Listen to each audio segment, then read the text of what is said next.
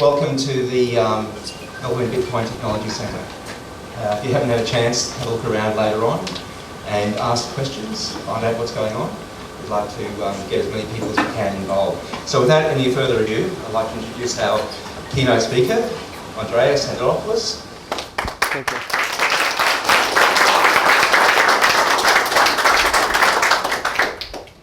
So it's wonderful to be in Australia. I came here and this is my first time in Melbourne. I was looking forward to meeting Australians. Turns out half of Melbourne is Greeks, so I guess I'll have a better chance in Sydney. I'll meet some Australians there, or maybe you are all Australians, and then, yeah, he's Greek too. I was really surprised. There's a lot of, this is probably one of the most multicultural cities I've ever been to. It's really a fantastic city. And if you have the kind of weather you had yesterday most of the time, I can see the appeal of living here. So you can just leave me under the illusion that that's the kind of weather you have all of the time. That's good. All right, so first of all, how many people here are familiar with Bitcoin? Mostly insiders. How many of you have Bitcoin? Okay, and how many of you have not heard much about Bitcoin until today? Okay, just a few people who are new to this space. So I'm not going to do an introductory presentation to Bitcoin since the vast majority of the audience is familiar with Bitcoin. And I thought I was going to talk about some interesting topics around this. First of all, I recently heard that Australia is considering taxing Bitcoin as an intangible asset with sales tax. Is that true? As an asset class. Yeah. And so capital gains tax will be the implication. Has this already happened? I think it's very likely to happen. I think that's what we've been advised is going to happen. So that is a monumentally stupid idea. As you can, that was my diplomatic way of speaking to politicians.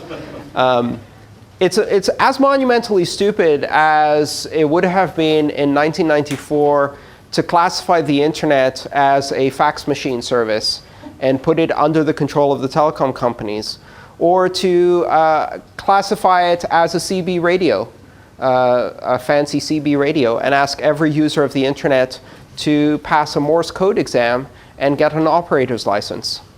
And those things didn't happen because at the time, the regulators took a wait-and-see approach and decided to let the technology itself flourish for a while before trying to apply any regulations. It's a good idea because the truth is that very few people really understand what Bitcoin is exactly and how it works. And I don't mean very few politicians. I mean very few people in general really understand Bitcoin. I wouldn't count myself as one of them. I understand parts of Bitcoin, but I don't think I can predict where this thing is going. I don't think I can predict even a fraction of the types of applications that are likely to be built on Bitcoin. None of us know. This is uncharted territory. The reason it's uncharted territory is because nothing like Bitcoin has ever happened before. And I don't say that, just as an extreme statement. I think it's absolutely true. The idea of a trusted, decentralized network that allows any individual anywhere in the world to transmit value or establish ownership over a digital asset and transmit that in a matter of seconds, anywhere in the world, transparently, safely, almost instantaneously, and for less than a third of a penny. That has never happened before. And we don't know what uses that will be put to yet. I can think of 1,000 different interesting uses, but we don't really know. It fundamentally changes some of the core assumptions of how money works. And the thing is that while we conceive of money as this universal thing, in fact, we experience it as many different aspects of money.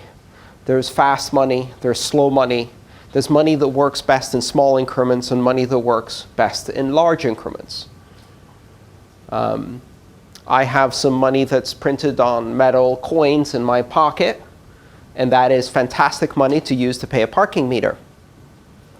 if I try and go buy a Porsche with that form of money, I will need a wheelbarrow, and most likely they will look at me funny at the Porsche dealership, right? Or if I try to buy a house with that form of money. If I tried to pay for the parking meter with a check, or a bearer certificate bond, I will be looked at funny by the parking attendant. And when I try to get on a tram here, apparently I need a Mickey card. And I don't know what a Mickey card is, or Mikey card, and how to get it, and how to charge it. And I certainly don't know if I can use it for anything else.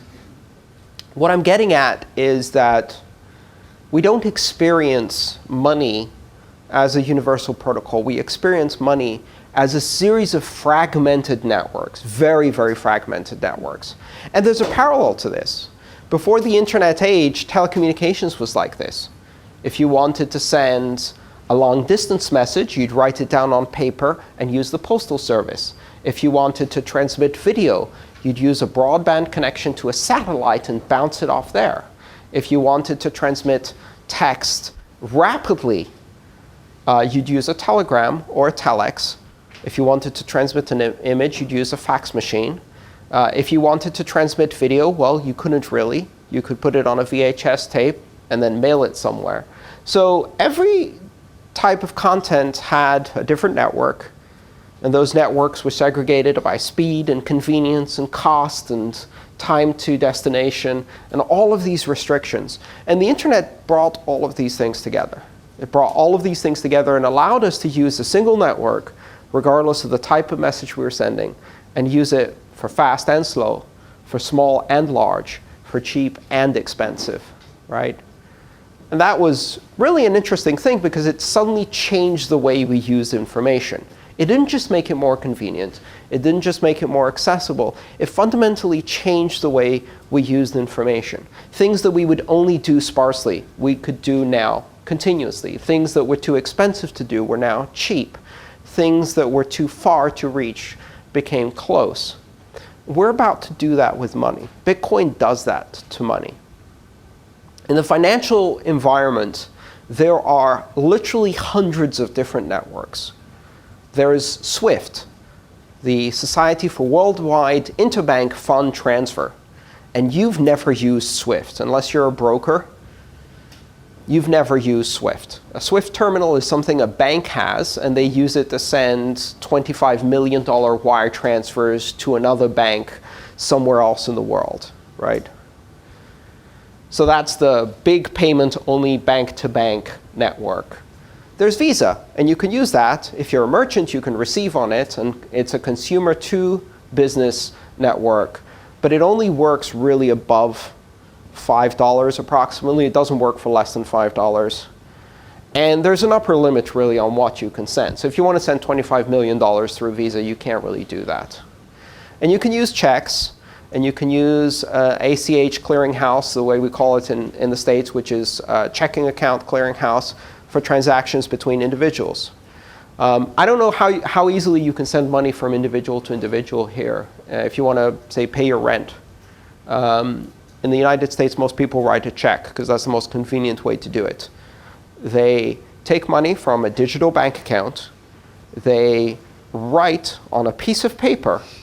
They put this paper into a terrestrial mail transport system where it takes 3 days to arrive at their landlord. Their landlord takes this piece of paper, presents it to the bank, which in itself is complicated. The bank then types something into a computer, and then the money is transferred, and then it sits there for 3 to 5 business days. This is in 2014, in the most prosperous country in the world. And this is no less than insanity, right? Now, I don't know if it's easier for you guys here. In the UK, it's somewhat easier to send money between 2 individuals in a bank. It's probably a bit easier for you. But if you wanted to send money from here to New Zealand, even though it's not that far, I bet things would suddenly get a lot more complicated. And you might have to revert to some kind of paper-based instrument. Or you might have to pay some third-party intermediary like Western Union $35 for the privilege of moving money across an ocean. As if they have to physically carry stacks of gold. Whereas in fact, what they're doing in the back end is no different than an email. We live in a world where banking is horribly fragmented, where finance as we experience it is broken. The experience for a consumer is different from that from a business. The experience for a small amount is different from a big amount. If you want to send money fast, you can only send small amounts. If you want to send large amounts and fast, you can't do that unless you pay a lot of money, and it gets really, really complicated as soon as you try to send money across borders. And then there's Bitcoin, a single network that can transmit anything from microtransactions, meaning you can send 1,000th of a penny, to gigatransactions, meaning you can send $100 billion. And the fee you will pay is the same, exactly the same, 1/3 of a penny, maybe. And the time it will take to transmit is the same. 5 seconds later, it's going to be visible across the entire global network. You'll get clearance in 10 minutes. And it doesn't care about borders, and it doesn't care about who the recipient is, and it doesn't care if the recipient is a consumer or a business. It doesn't care if the sender is a consumer or a business. If the device you're using to send it is a desktop, a mobile, or not. It doesn't care if you took the keys off a paper wallet, or if you typed a PIN into a wallet, or if you use your desktop computer. Bitcoin bridges all of those things and provides for the first time something that's never happened before, which is a unified protocol for transmitting value. Now, if you think about Bitcoin that way, it is as big a revolution in the affairs of finance as TCP/IP was in communication. It provides a single unified transmission protocol that spans any amount, any destination, and gives you a flat playing field that anyone can connect to. Now, to call that an intangible asset and stick GST on it as if you really understand exactly what that is hubris, at the very least. Short-sighted, probably, and grossly idiotic, most likely. We don't know where this network is going, but what we do know is that it has opened the possibility for creating hundreds, thousands of applications that we could never envision. And even the most wild-eyed optimists and visionaries amongst us really don't know where this is going. I was on the internet in 1989. At the time, it took days to send an email across the internet. You had to have Unix command line skills. It used an email protocol called UUCP store and forward, which was as clunky as it sounds. And if you asked me then, what will people be able to do with this network? I could imagine instantaneous email. I could imagine online shopping, eventually, as a far possibility. I certainly couldn't imagine Facebook or Twitter, and I most certainly could not imagine Bitcoin could pop out of this internet experience, but it did. And today, we look at Bitcoin as a protocol, and we have one app. It's a killer app. It's currency. And it's a currency without governments and banks, and it's something unique that's never been built before, but it's just the first app. And we have no idea what other apps will be created. Maybe one day, you'll be able to use Bitcoin instead of a Mickey or Mikey card. Maybe you'll be able to use the same payment network to pay for your tram, your parking meter, your Wi-Fi, and your hotel room, instead of having to juggle 5 different payment systems. I've found the experience of visiting Australia quite funny because as an American, I come here bearing 20th century technology. I have a credit card with no chip, which apparently is an alien artifact from a previous century, as far as most Australians are concerned. Because they'll take my card and they'll wave it over a reader, and nothing happens. It reminds me of this episode of, I think it was Star Trek, where they go back in time and they land on the planet and they go into a computer store, and one of the Star Trek crew picks up a mouse and goes, "Computer?" And yeah, that's my experience with my card. And every time I have to explain, no, this is an old style, swipe and sign. And they're like, wow. Swipe and sign, yeah. I'm like a time traveler to the future. It's amazing. That doesn't stop us, however, from sending our president here to tell you how to manage your Great Barrier Reef. It takes a certain level of audacity to go to another country, be completely oblivious about the fact that we have inferior technology in the big scheme of things, and then tell other people how to run their business. But we seem to be pretty good at that. So my experience with credit cards here has been rather revealing, because even within the world of credit cards, you see these vast differences. And every time I travel, the same problem keeps happening to me. I've called every single one of my banks, and I've told them in every different way that I can that I travel a lot.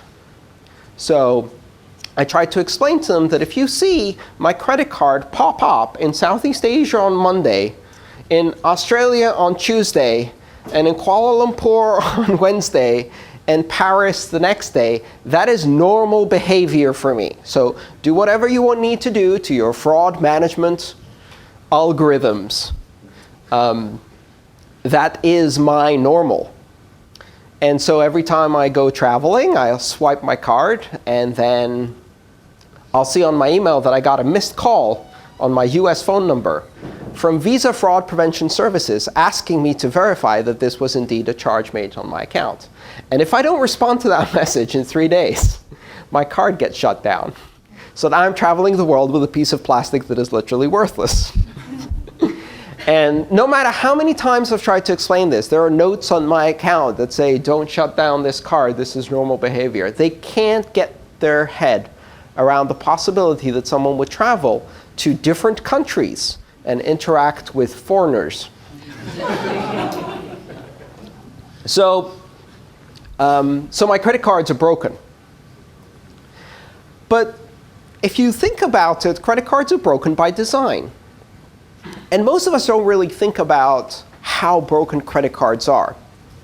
So let's go back and look at credit cards with clear eyes and examine all the ways in which they are broken. First of all, credit card technology was invented in the 50s. This technology started just after the Second World War. In 1950, I believe the first card was a diner's club card. And this was essentially a plastic version of a traveler's check that had your name on it, and a member number, which at the time was a 4-digit number. And so this technology has now been extended into our current, always connected, internet-enabled, global, multipolar world. But it hasn't fundamentally changed, and that's why it's failing. It's failing at every level, because credit cards are broken by design. The most fundamental way in which a credit card is broken is the fact that every time I buy something with a merchant, what I'm giving them is the credentials to draw money from my account. So I'm giving them the secret keys to every merchant I interact with. And the more you use your card, the more you give your secret keys to every merchant. They then store them and build giant databases with 50 or 60 million of these secret access codes to everybody's credit accounts. And then they act with surprise and shock and dismay when a hacker comes along and steals all 60 million credit cards out of their super secret database. And there are two types of companies in this world. There are companies that have failed to protect their databases of credit cards and have been hacked. And there are companies that will fail to protect their databases and get hacked in the future. No one can stop this from happening. If you put everybody's access credentials in a single database, it will get stolen. Simple as that. People will always find a way. Credit cards are broken by design because every time you do a credit card transaction, what you're doing is you're opening a channel that allows that merchant or anyone who gets that information to do a pull request, to pull from your account. But credit cards are also broken by design in another very fundamental way, which is that the credit card information doesn't stand alone. It is connected to your identity. And in order to execute a transaction, you have to provide your identifying information. You have to provide a name, you have to provide an address, you have to provide additional information. In many cases, and in many countries, it's not uncommon to also provide a tax number or date of birth for almost every online commerce credit card transaction. So what that means is that now you're not just exposing the credentials that can pull from your account, you're also exposing elements of your identity. Elements that, when enough of them are collected, you are now a victim of identity theft. And so credit cards expose you both to theft and identity theft every time you use them. It's really difficult to see the comparison for people who don't understand Bitcoin and to understand that Bitcoin transactions have no identity on them by design. And that is not a problem, that is a feature. And that when you execute a Bitcoin transaction, the transaction itself gives the specific amount of value to the merchant and nothing else. And by having that transaction, they can't go back and charge your account again. They can't pull money from your account again because you pushed a specific value to them. That's what you signed for. You can't forge that signature. So Bitcoin doesn't expose you to theft, and it doesn't expose you to identity theft, which means that when you operate with Bitcoin, all of the rules of the game change. If you've ever tried to build a merchant solution, an e-commerce solution, or you've tried to take credit cards, you'll notice that you have to do a lot of work to keep those cards secure. The moment you touch credit cards, every system that touches them has to be secured, firewalled, encrypted, audited, monitored, etc. And Bitcoin systems don't have to do that. I can add a Bitcoin payment system on my website, and every transaction I receive with Bitcoin, I don't have to encrypt it. It doesn't have to come over an encrypted connection. I can store it in a database.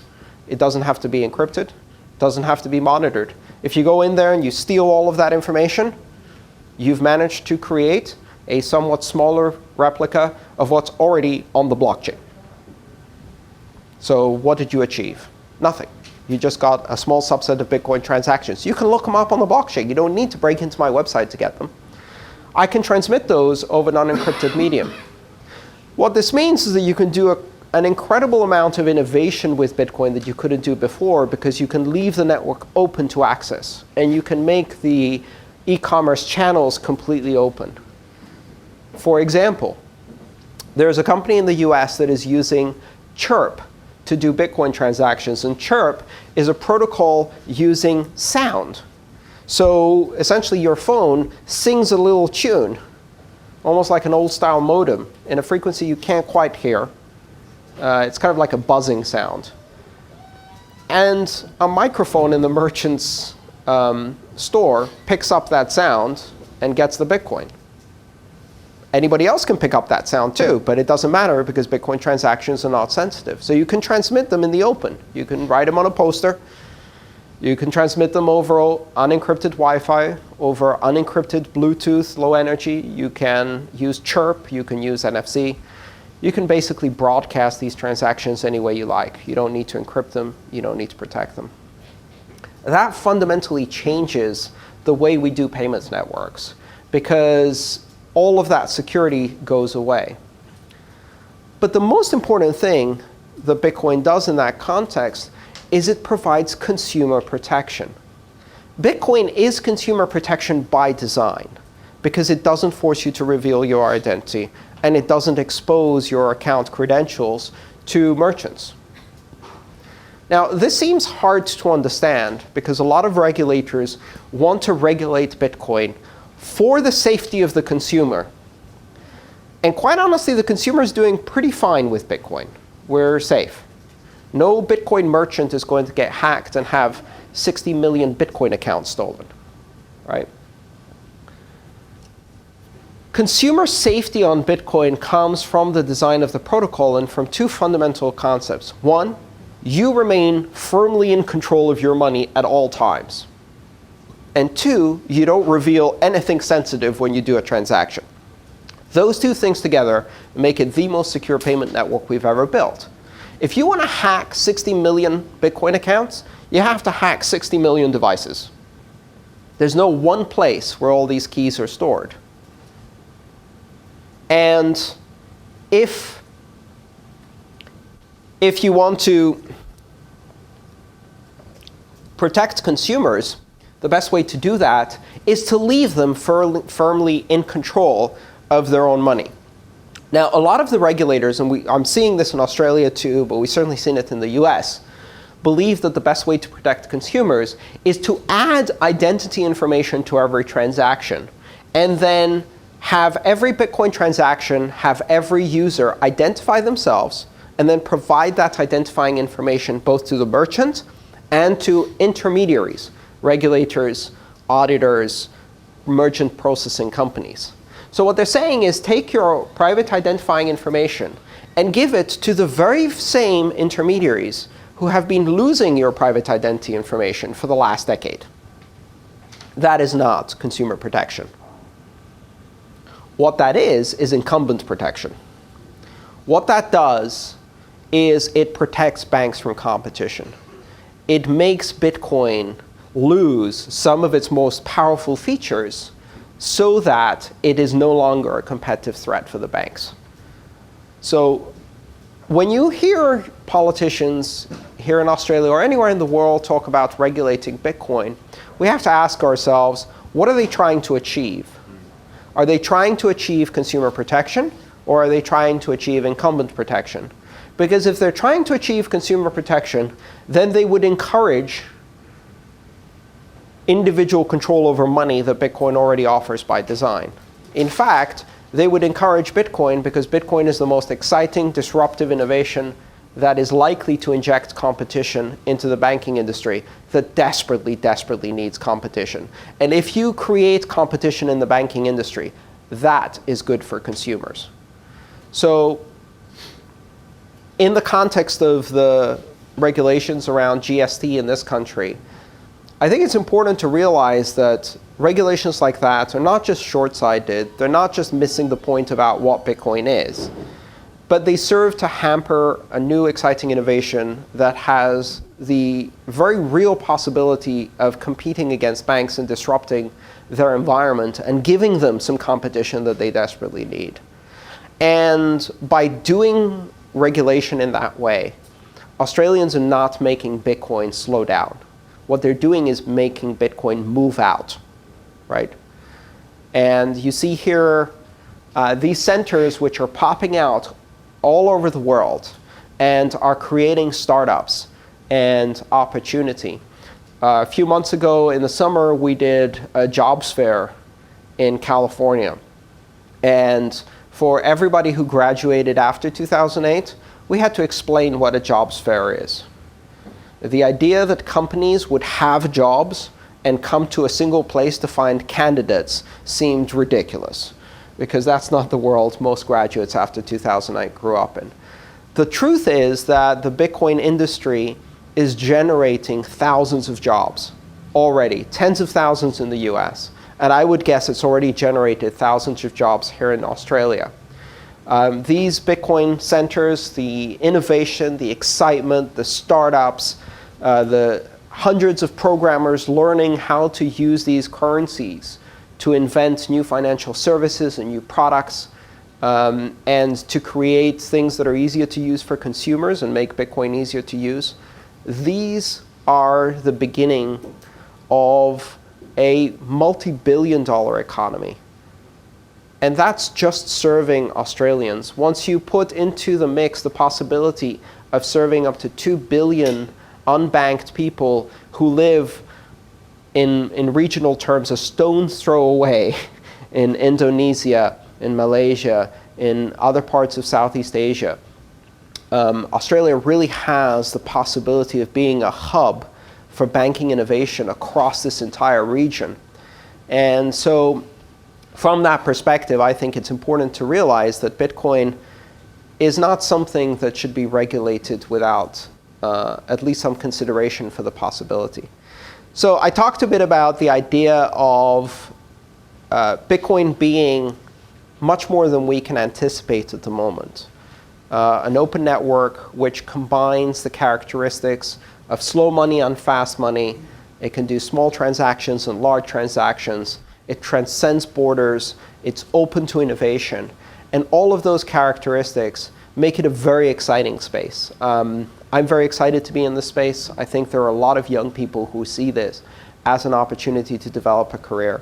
And I hope, as I'm seeing here, that Australia is one of the places that really is able to take advantage of Bitcoin and create a booming new industry. So with that, I'll invite Sam up. Maybe we can do some Q&A. Thank you.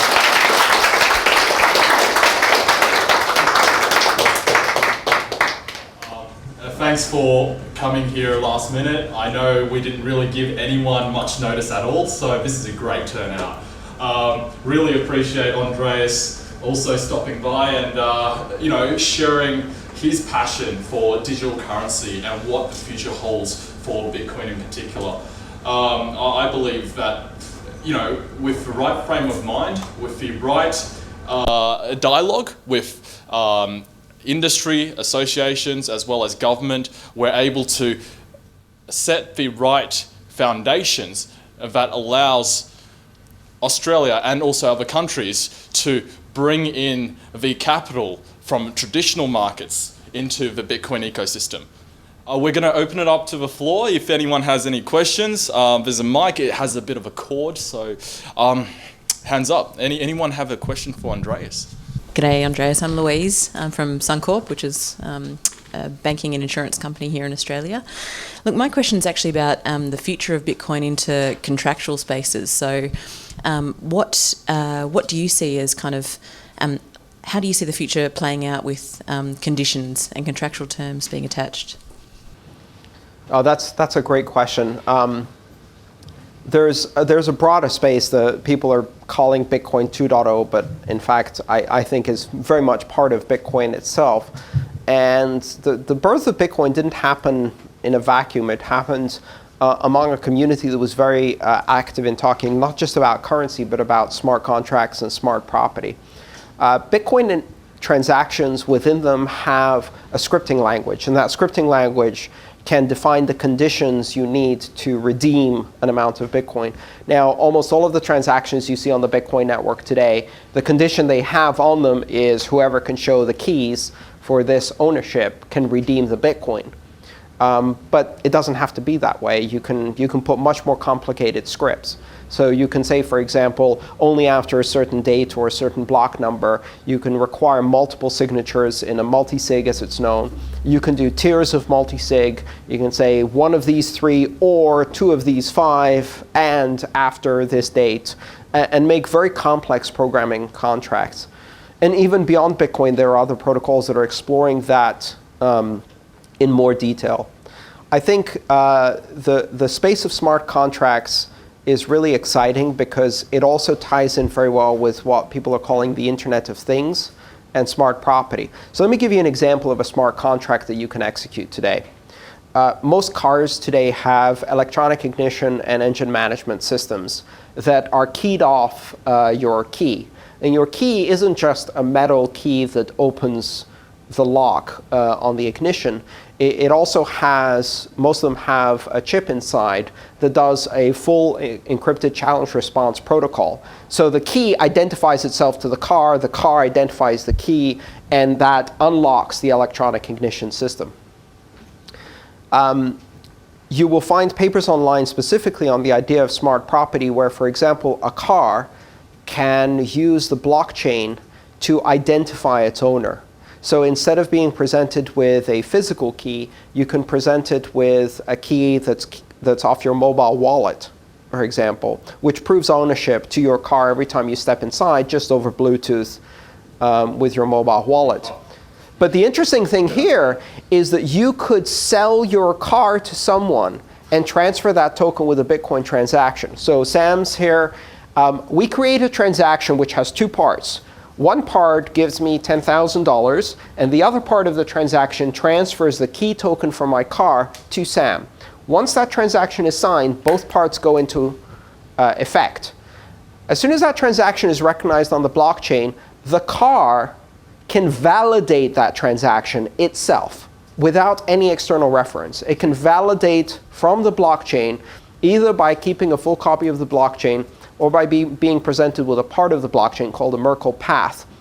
It can validate ownership. So the car says, here's a transaction. This transaction says I have a new owner. This transaction has proof of work behind it. It's been included in a block. Therefore, I believe it because it's on the blockchain. And 10 minutes later, once that's part of a block, now the car will start on his key, not mine. I basically not just sold the title and transferred it, but I've also transferred electronic control of the car. And the interesting thing is, this is not in a central registry. This is not the car calling Toyota to find out. It's looking at the proof in the blockchain to discover its own owner and verifying that completely within itself.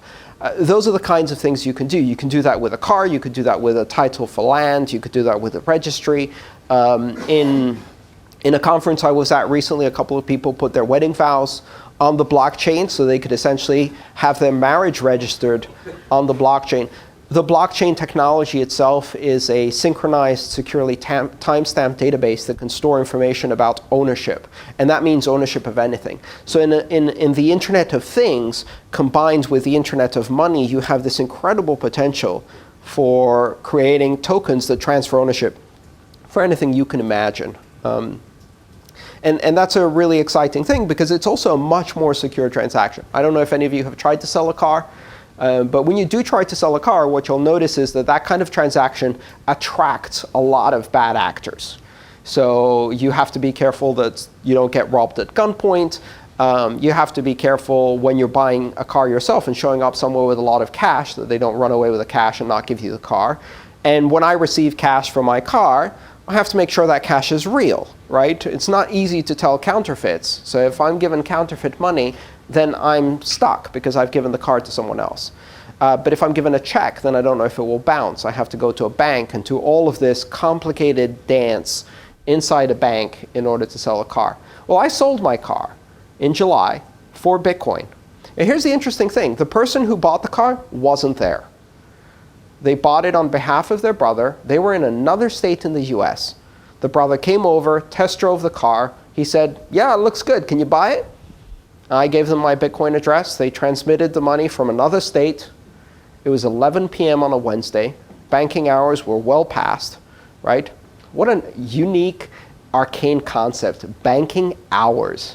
What the hell is that? Anyway, so 3 to 5 business days later, no, I'm just kidding. 30 minutes later, I had 3 confirmations. I sat down and had a late snack at a local eatery, and after 6 confirmations, I signed over the title to the car, and it was done.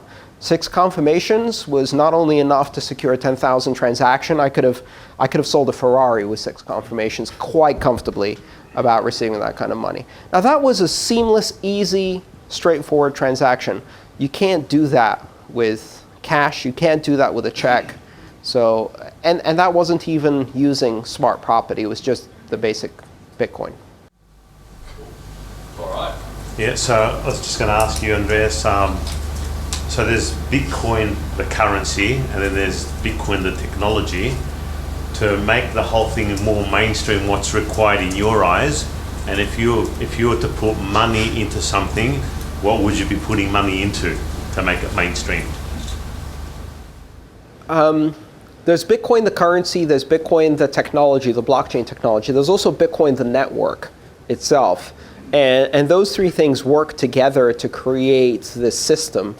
You can't really take the technology out of the currency. So the technology itself doesn't work without a viable currency. And for the first year, probably year and a half, arguably Bitcoin didn't work as a practical means of exchange because it didn't have value through adoption. It takes a certain momentum of people using it.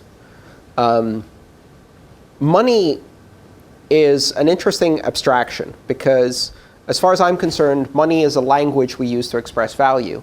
But how money gets its value itself is a subject of a lot of philosophical debate. The bottom line today is that money gets its value through adoption, through use, meaning that if I give you something and you're willing to give me something in return, then it's money, right? If I can buy eggs with it, it's money, right? And people can tell me that Bitcoin isn't money, but I've been living off it for a year and a half. And so my life says otherwise. I use it to spend and buy things all the time, products and services. So as far as I'm concerned, it's money. You can't separate the money from the technology from the network. What I can tell you is that this is still an experimental system. And the currency itself is subject to volatility and fluctuation. It's subject to sentiment, market sentiment, reputation risks, and manipulation. So there are ways that conceivably Bitcoin could crash. Probably very unlikely at this point. It's survived so many rounds of near-death crashes. And the thing about money is that the very fact that it bounces back and continues to exist gives it even more value. Resilience is part of the value. Bitcoin today, in my mind, is unlikely to suffer a crash. But if it did, I can't predict that because it's a market-based system. What I can predict is that the blockchain technology will be here a decade from now and will fundamentally transform financial services. Most likely, I think probably higher than 90% probability, it's going to do that with Bitcoin as the currency and under the same name. But there is a small chance that it will do it under a different currency. And where would you put your, if you were to fund something to make it more mainstream, what arena would you be funding? So I've said this many, many times. I don't think Bitcoin, the currency, is a sensible investment for most people. It's far too volatile. If you have a well-balanced portfolio, you understand what a high volatility asset is like, and you're willing to take that kind of risk, and you really understand it, maybe you allocate a small percentage of your portfolio into the high risk. Like, for example, if you do that with penny stocks, or if you do that with small country, small cap currencies, then maybe Bitcoin is for you. Otherwise, it's not for most people.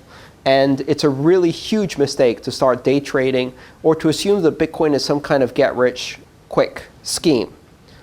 You know, the most effective way to make $1 million with Bitcoin in a year is to start with 2 million. And then lose half of it by day trading.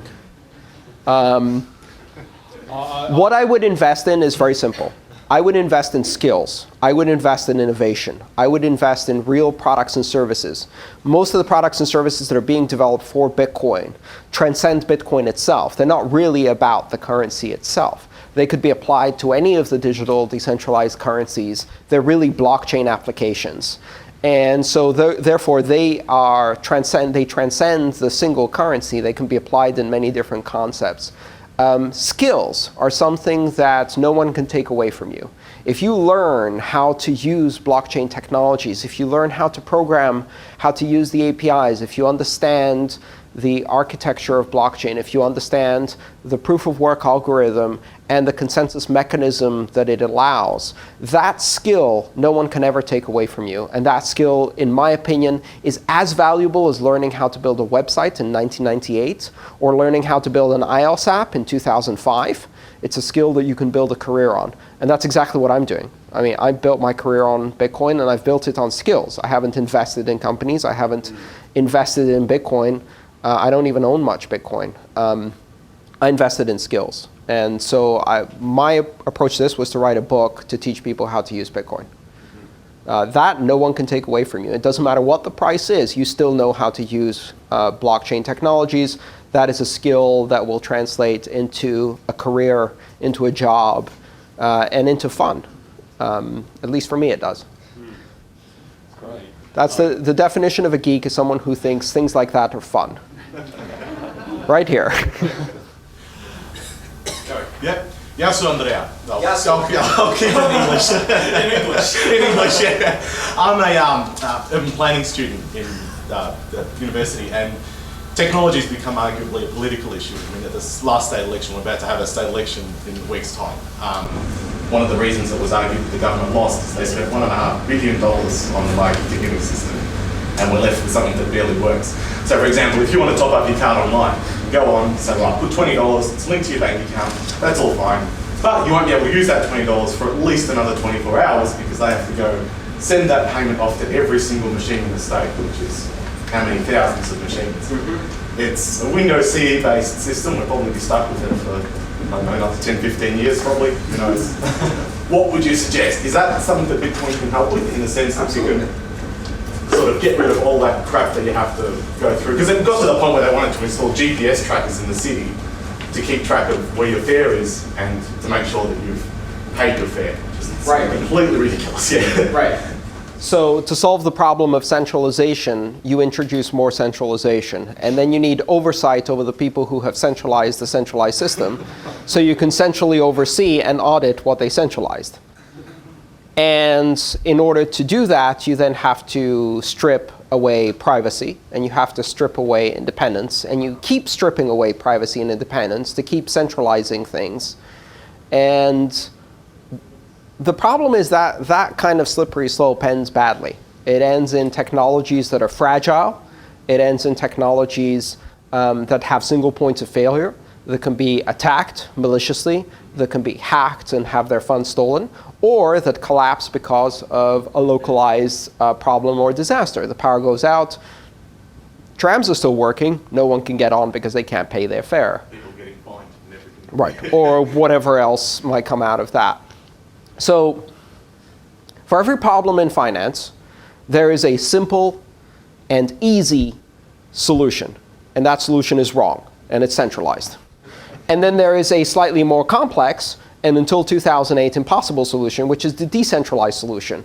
And now we're learning how to decentralize everything. We're learning how to take things that previously required centralized solutions.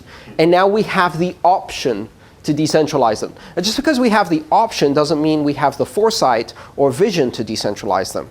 So for example, you go into Bitcoin and you have a decentralized currency, and some idiot in Japan goes and builds a PHP MySQL database exchange called MTGOX and re-centralizes control over all the keys, and guess what happens next, right?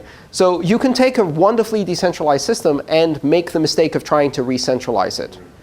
Or you can look at, now we have a decentralized toolkit or platform, if you like. Let's take the existing financial services networks and see where are they most centralized and which aspects of them can we decentralize, right? Sort of a fare collection system or Right. whatever. So a MyKey system that was based on a decentralized technology wouldn't require updates to be sent to all of the stations, because each station would be able to independently verify every transaction. In fact, they wouldn't need to sync with a blockchain more often than, say, once a day, if that, because you can actually carry proof on the card itself of the latest blocks. So if I just suddenly show you 100 blocks and they have proof of work behind them, you can deduce that that is a valid proof of work, because the effort required to fake that is enormous, right? So nobody's going to do it for tram cards. Yeah. It's like, yeah, I saved myself $2. It only cost me $2 million in silicon and electricity to do it. And I only managed to do it once.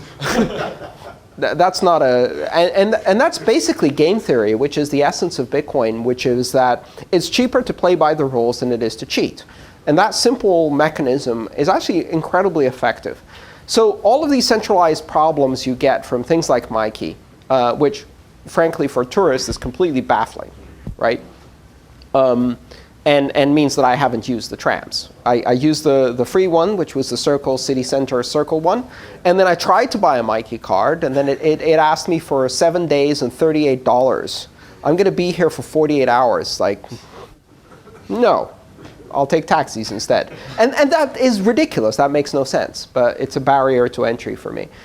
Yeah, technology is political. Technology has always been political from the very first technology. And I come from the Greek tradition, and we actually talk about this. Part of our culture is building mythology and stories to describe technology. And one of the myths that I like the most is the myth of Prometheus. And Prometheus stole fire from the gods, because until then only the gods had fire, right? And he stole fire from the gods and gave it to man. And then man had fire, and once man had fire, it couldn't be ever taken away again. And for that, Prometheus was punished by the gods, right?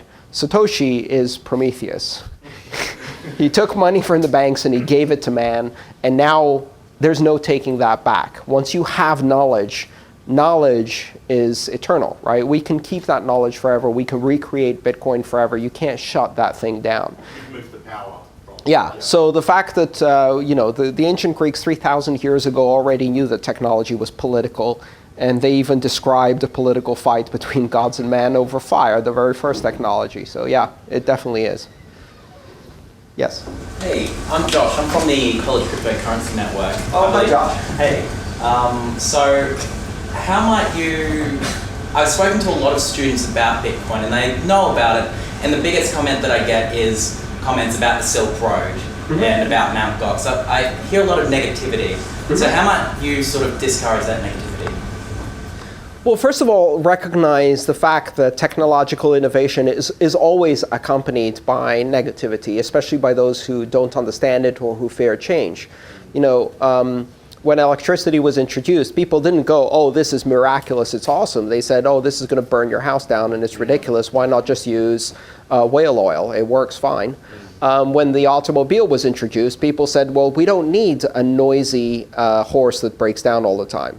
Horses are fine. Why would anyone work with these infernal machines that kill pedestrians? That was what the media of the time said. And so just accept the fact that sensationalism leads, and sensationalism is what you're going to get.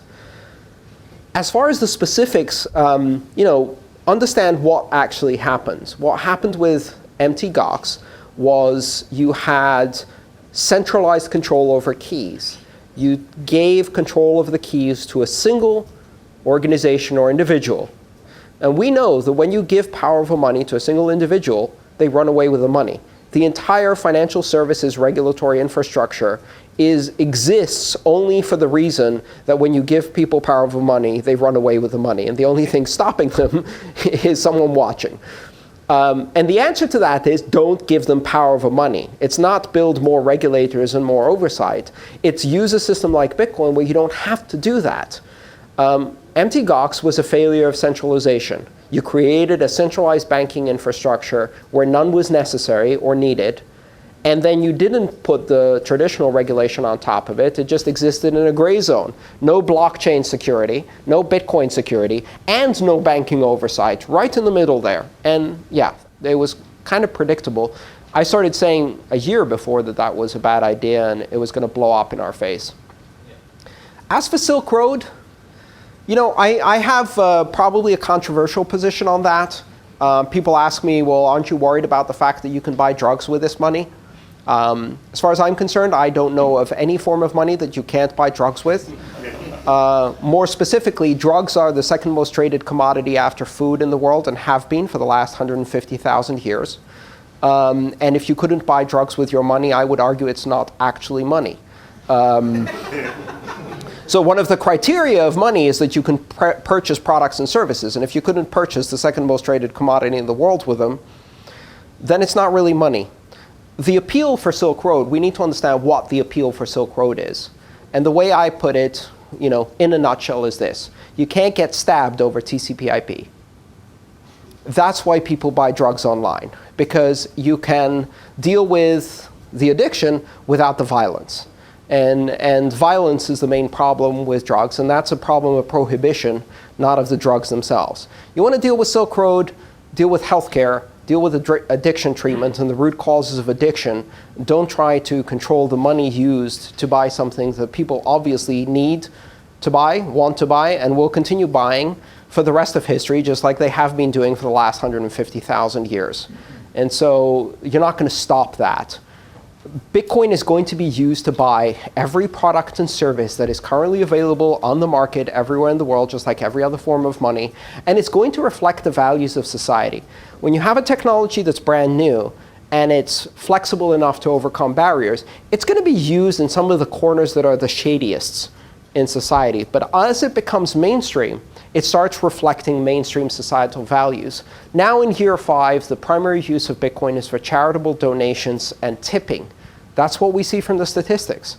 And what that says is that the audience has expanded and now is no longer restricted to the shadiest parts. But remember what they said about the internet in 1995, that it was a den of thieves, pornographers, and terrorists, that you would never be able to find anything on it, and that it was full of fraud. And all of those things were true. And it still was the most valuable technology we could build, because the rest of us will use it for good. I've never bought drugs on the internet. I use Bitcoin. I don't use Bitcoin. I don't buy drugs. This drug, however, now this is really addictive stuff. I cannot start my day without at least 20 milligrams of caffeine in my bloodstream. And I'm highly addicted to this stuff. But I can get that at the corner store. Unfortunately, they don't take Bitcoin. So thank you. I have actually got a question for Andreas. How did you actually find out about Bitcoin, and what was the first thing you did to it? So this is an interesting story because I think it's the same thing that most people experience with Bitcoin. So I first discovered Bitcoin in the middle of 2011. And my first reaction to Bitcoin was, ha, nerd money. And then I ignored it for 6 months. So I did what I think most of the people in Bitcoin. Now, if you think about it, if you go back and you read the initial announcement of Bitcoin on the cryptographers' mailing list, on the crypto mailing list, the reaction of everybody except for Satoshi was, that's never going to work. So at first there was one advocate, Satoshi, and even he wasn't quite sure about this thing and whether it was going to work, and everybody else thought he was crazy. And then that circle gradually expands. Now there's about 5 million people who think it's not so crazy after all, but everybody starts as a skeptic. And that's a healthy thing. You should become a skeptic. In fact, I find that some of the most intelligent and thoughtful people I know who started out as skeptics, as they looked into Bitcoin and understood it better, realized that there was a lot more there than meets the eye at first, and have now become some of the strongest advocates for Bitcoin. The second time I discovered Bitcoin, it came across my radar again, if you like, I read the white paper. And because of my background in distributed systems and security, when I read that white paper, it clicked. And I realized this isn't a currency. Currency is just an application. This is a trust model. This is a secure value transfer network. This is the largest PKI ever built. This is a new security mechanism. This is a solution to the Byzantine generals' distributed computing problem. This is so much more than just money. And then it clicked. And once that clicked, I became absolutely obsessed with Bitcoin. So I think a lot of people, when they first discover it in weird ways. But now that it's mainstream, I think you're going to find the primary way that the people discover Bitcoin is word of mouth. If you want to spread Bitcoin, the easiest way to do that is tell 2 people. And if they tell 2 people, in 2 years, we've got the world. Exponential curves are pretty awesome.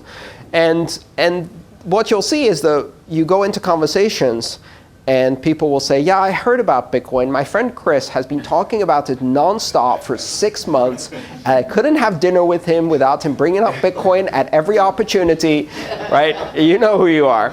We've all done that. And they say, and then I looked into it, and now I'm hooked, and I'm the one who ruins every party by talking about Bitcoin nonstop. And that's how it goes, from person to person to person. But what you'll find is now, I was reading on Reddit yesterday somebody's story, which was really funny. He went out to a dinner with friends. They had some new people they'd never met before. And before they went out, this is a couple, before they went out, the wife said to the husband, listen, no Bitcoin tonight. Right? I don't want to hear it. No Bitcoin tonight. So they go to this dinner, And about 20 minutes into the conversation, the other couple starts talking about Bitcoin. This guy spends the rest of the dinner like with a smirk on his face, like, see? While somebody else was, being the new advocate. Just tell two people. It's as simple as that. Yeah. This is a number 2, so that we get the exponential curve going. Who were your two people? Oh, no, No? I actually read about it online. So who were the two people Yes. I told about? Yes. So business partner. Are they still your friends? Yes, they are. A business partner of mine who is an angel investor and has now invested a lot of time in the last several years into this, and a former colleague of mine who started his own Bitcoin business a year later. So yeah, my two people are still firmly in the community. But here's the simple truth. People ask me all the time, how do we make sure Bitcoin succeeds? Or how do we make sure Bitcoin spreads? And the answer really is just wait. You don't really have to do anything. This isn't something that needs to be heavily marketed, right? You're not trying to sell fracking to the people who have to drink the water. That you have to put a lot of marketing muscle behind, right? This is useful technology. It solves actual problems. It solves problems that in the developing world are perhaps minor irritants, but it can actually make commerce a lot easier. But in the developing world, in the third world, Bitcoin solves problems that are life or death. Bitcoin solves problems that affect a generation. Bitcoin solves problems that can bring 2 billion people out of poverty in the next decade just by solving one problem, which is international remittances, and diverting $175 billion from Western Union shareholders to the poorest people on the planet. Bitcoin solves real problems, and you don't need to market that. All you need to do is demonstrate it. So if you want to spread Bitcoin, show someone how to use it. They'll immediately get it. The next time they stand in line at a bank, the next time they're told by the bank that it takes 3 to 5 business days, the next time they're told by the bank that it's 4:30 now, and we can't process your check until tomorrow, and they get charged $35 the next day because another check bounced, even though the money was just sitting there, right? That will demonstrate itself. So just show people how to use Bitcoin, and they will quickly see the utility of it. And quite honestly, in many countries where I travel, I don't need to make the argument. When I went to Argentina, I didn't need to tell them why Bitcoin. They have had 3 generation-destroying currency events in the last 30 years, and 30 years ago, their government was throwing people out of airplanes because they opposed them. They don't need to understand why money without government is a good idea. They don't need to understand why hyperinflation is a bad thing. They already know why Bitcoin. They wanted to know how to do Bitcoin and how fast they could do it. In the Western world, you have to explain why Bitcoin. Because we have it easy. We have Visa cards and credit and liquidity and international banking. I can open a account and buy Japanese yen today. And my government won't stop me from doing it. And I can move my money to a bank in another country, and my government won't stop me from doing that. And that puts me in a population of about 1 billion people, and then there's the other 6 billion who don't have that. And for them, Bitcoin is life and death. So you don't need to sell it. It just is. It's useful. Just demonstrate. Quick one, for anybody who comes across those questions about the Silk Road and Bitcoin being used to buy drugs, Tide laundry detergent was used in a drug ring in Maryland and to buy drugs, and the convenience stores were getting knocked over for it to the tune of tens of thousands a month. So that's a fun little anecdote to bring up on that. Secondly, Andreas, I think regulation in this particular space is inevitable, but it really, you make an excellent point about sort of Bitcoin being protecting consumer interests and rights by design. But a lot of the businesses that have sprung up around it, as you noted so far, haven't been leveraging that. They've been, as you said, re-centralizing it. So what do you think the best way is, I suppose, to go about educating regulators on which businesses need the regulations and which don't? The businesses that sort of centralize and cause problems in Bitcoin like Mt. Gox versus the blockchain.infos of the world? Yeah, that's a really good point. I mean, Bitcoin enables operating models that are on an entire range, from a full custodial banking environment that is very similar to a traditional banking environment, such as Mt. Gox, and will have the same failure modes as traditional banking, all the way to a fully decentralized system where the users have and always retain control over the keys, which is actually a lot harder to attack or compromise or disrupt with traditional mechanisms because it's decentralized. I think regulators need to be able to discern between these models. And there's a range in between as well, hybrid systems, including multi-signature systems. So the primary question there to ask is, who has control over the funds? Who has custodial control of the funds? Is that control entirely in the hands of the consumer, whose interests are best aligned with protecting their own funds and their own privacy? In which case, that doesn't really need much regulation. And in fact, any regulation you do to, say, add identity or things like that actually damages that control and security. Or is it the other way, where you have a full custodial control over the accounts, in which case that absolutely does need regulation, because that is a traditional custodial account, and what we learn from history is that the person who has control of that money will eventually run away with it, unless they're stopped. And then there's the things in between. You know, maybe one of the parties is simply a signatory to a multi-signature transaction. They don't have custodial control. They can't take away the money. In fact, they're never controlling the funds at all. They're just providing signatory services for risk management. Do they need to be regulated, really? Or if the consumer is has majority control over the signatories, or over the signatures, then essentially they're in control. So you have to make these very fine-grained distinctions. But in order to make those distinctions, you have to understand how this thing works, and that it's not just, PayPal re-envisioned or something like that. It's not just a fancier version of what we've seen before. It is a fundamentally different type of thing. And that takes time. So I think, really the advice for most regulators is wait and understand before you act, because acting prematurely is much worse than not acting at all right now. Bitcoin affects very few consumers as it is, even with failures like Mt. Gox. And the people who are taking risks in Bitcoin are well aware that they're taking risks in Bitcoin. So I think the best advice is to just wait and see. Until you understand those fine distinctions. And then you can apply regulation where consumers really need it, which is in custodial accounts. Interestingly, what that will do is it will encourage more and more companies to avoid that regulation by going towards a decentralized model which serves consumers best. So you can create some very nice incentive structures there. I don't know which countries are going to do that yet. We'll see. Bitcoin is probably going to be regulated at the edges, at the exchanges. But the Bitcoin protocol itself cannot be regulated. And it's important to realize that that will continue to exist. It will continue to be global. It will continue to be transnational. And really, any attempts to stop it will only make it stealthier. And in fact, won't serve anybody. So where are the areas where it can be regulated around the exchanges, where it needs to be regulated because you have custodial control? Those are the areas most regulators should focus on to offer consumer protection.